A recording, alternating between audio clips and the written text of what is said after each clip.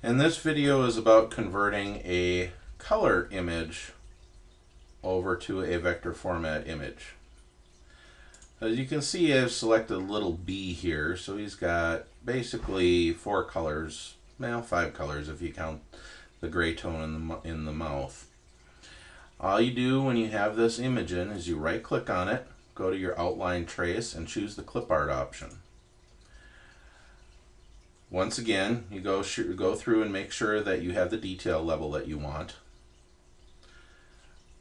If it's all good, I still remove the background color, just as I did before, and hit OK. Then you drag the new vector image off to the side. This here is the bitmap image. This is the vector image. At this point, I like to do an ungroup all.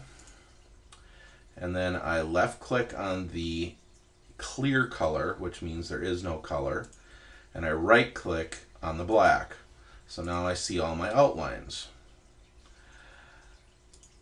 One of the things that's important to do when you're doing multiple colors and converting it to a vector is that you need to get rid of overlapping lines. Well, overlapping lines happens to be lines such as this one. You only want one set of lines.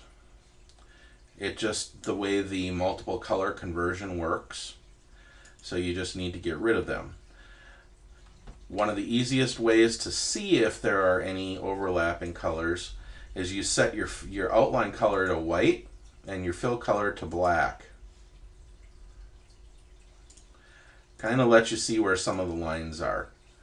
If you've got fully filled in areas where you don't want to etch, then you know you have a overlay line. So in this case, this should be clear. This should be clear. You've got your eyes.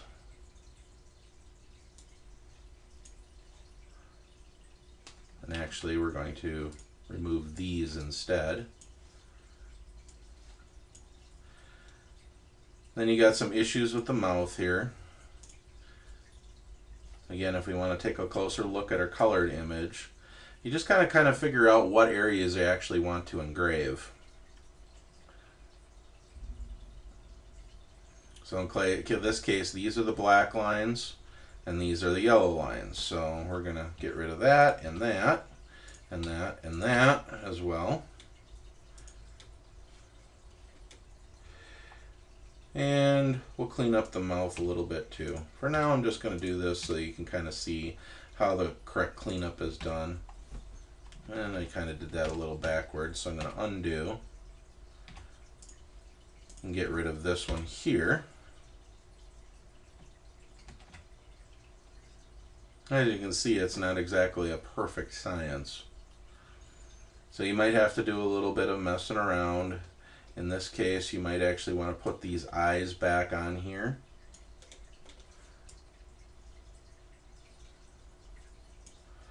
Which you can grab it by the nodes, kind of put them back in place.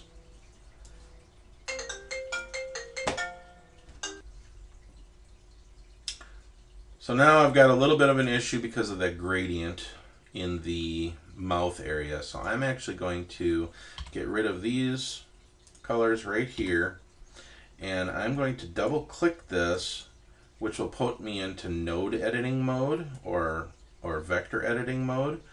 I'm going to drag a point out here,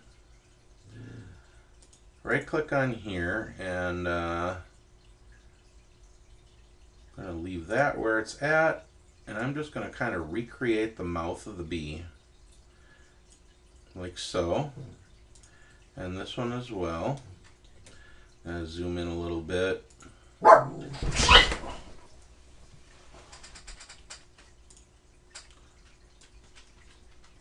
And pull that down there and straighten this one out a little bit. Just kind of adjust these points so I got the mouth of the bee. Then I can go back and select these other elements and get rid of them.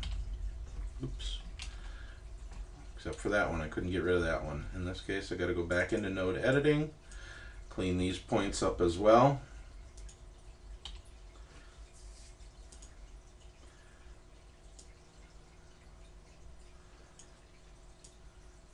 just smooth them out a little bit.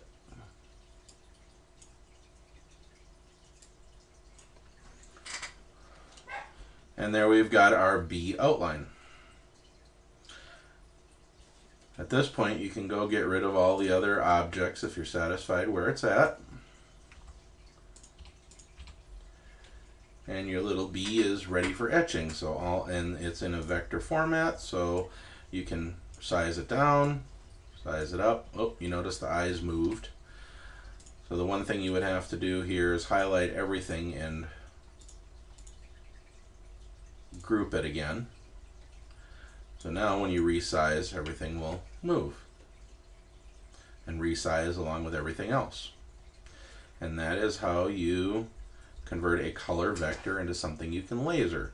Now if you wanted to be real creative here, you could actually fill in the wings with different colored material, like maybe a clear acrylic here, black acrylic for the black lines, and a yellow acrylic for the yellow lines. Any number of things that you can do. Hope this helps.